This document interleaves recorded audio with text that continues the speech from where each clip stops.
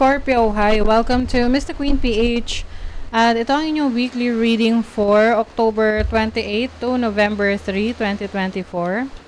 If you are interested in private readings, meron tayong link sa description at sa pinned comment. Paka-check nyo na lang information kung paano mag-book for a private reading. Okay, let's see what's coming to you. Scorpio, October 28 to November 3, 2024. Alright, so you have harmony, balance in your life. Maaari ngayon mas may time at energy ka for the things na hindi mo na asikaso before. Let's say, mas naging focus ka sa trabaho mo, sa business, sa career mo, napabayaan mo yung mga anak mo or family mo, hindi ka masyado nakapagbigay ng oras at panahon sa kanila. So this week, babawi ka sa kanila. Oo, to bring harmony into your life. And some of you, kung pagdating sa relationship naman, pwedeng you will fix, meron kang ayusin na misunderstanding with your partner or someone sa buhay mo. Let's say a friend or a family member na nagkaroon kayo ng hindi pagkakaunawaan. So may pag-aayos. You also have beauty. So some of you, Scorpio, you will focus on improving your physical appearance. Maaring magpapaayos kayo ng hair. You will focus on improving your skin. Kung dati tamad na tamad ka mag-skincare, ngayon dinidisiplina mo na yung sarili mo, especially to those na pakaramdam nila they're not getting any younger, 'di ba? Na lalo na pag nakakaedad na hindi na ganun ka dali na parang iayos yung sarili natin kasi makikita mo may mga wrinkles na or may mga uneven skin tone. So you're going to focus on improving yourself. Parang beautification. And beauty is hindi lang siya panglabas, panloob din siya. So pwedeng you're also going to take in vitamins, mga supplements para healthy ka rin from the inside. Wow! So there is prosperity, Scorpio. Tuloy-tuloy ang pagpasok ng biyaya para sa inyo.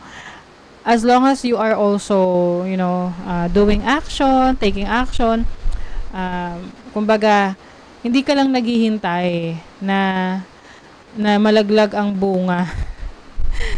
Nagtatanim ka rin, 'di ba? So, syempre, you will be able to expect prosperity in your life kasi you're also doing the work. Nagtatrabaho ka rin.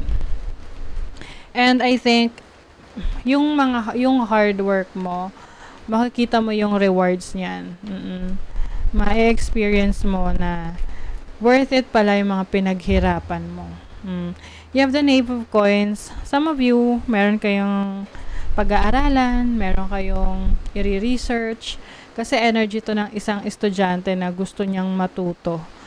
Very curious siya sa iba pang pamamaraan para kumita ng pera, mapa-unlad yung sarili. Yung iba sa inyo may training ngayong week na to or meron kayong mag-enroll kayo sa mga online classes or online na mga courses that will enhance or improve your knowledge when it comes to your skills, abilities. You have the Ace of Swords, so new beginnings. Meron dyan good news na parating sa inyo, lalo na kung kayo nag-a-apply ng trabaho or meron kayong hinihintay na communication from someone. Can be isang earth sign, Taurus, Virgo, or Capricorn. Some of you merong something to be proud of sa family, especially kung may anak na kayo. Yung anak nyo, magdadala siya ng tagumpay sa inyong tahanan, sa inyong pamilya. Pwedeng meron siyang nasalihan na contest, tapos siya yung mananalo, or maganda yung performance niya sa school. You have the Lovers. Okay, so this is about commitment. So if you are single, pwedeng merong person na darating sa buhay mo na pwedeng may potential na maging romantic partner mo in the future. So, get to know this person. If you are already in a relationship, maaring meron kayong project ng person mo. Like, for example, you will have your own business together, or may mga inaaral kayo ngayon na abilities para matulungan nyo yung isa't isa na mag-improve at pwede nyong magamit yung skills na and abilities na yon to earn money. Let's see what else. You have judgment. So, this is transformation, change, rebirth, bagong ikaw. So, anything that is no longer serving your highest good, you are letting that go. At kung ano yung alam mong makakabuti for you, hahayaan mo yan na yun yung gawin or magstay sa buhay mo. You also have the Four of Swords. You are healing. You are healing from your past. You are healing from challenges, especially in relationships. Yung iba sa inyo rito, Scorpio, kung nagkaroon kayo ng problema ng partner mo, romantic partner, friend, or someone who's very close sa'yo, merong close relationship sa'yo, I think inaayos nyo to. Maaring makakapag-usap kayo ng masinsinan, you will commit to each other na aayusin nyo na. And there's healing.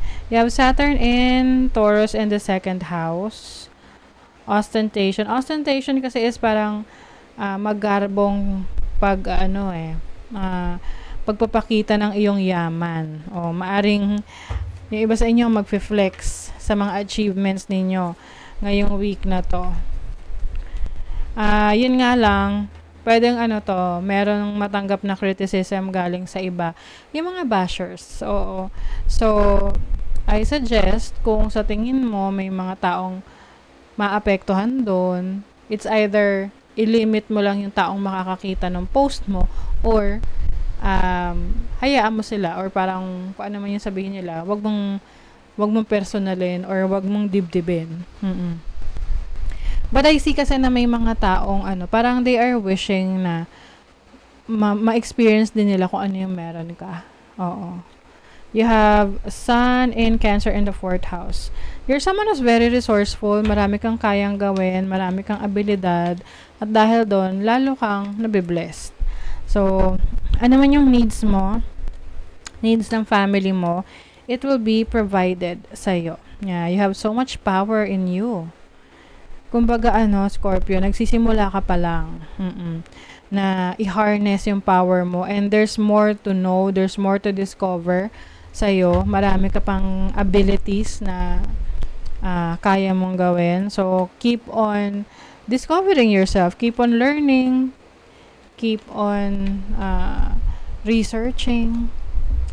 Okay. So, sa money, career, finances, you are called to tap into your intuition in making a decision. So, yung iba sa inyo, kung may alam kayo sa tarot, pwedeng gagamitin nyo yung tarot to give you guidance sa pagdedesisyon. Pwedeng magko-consult kayo sa isang tarot reader para mabigyan kayo ng guidance about a major decision na gagawin nyo.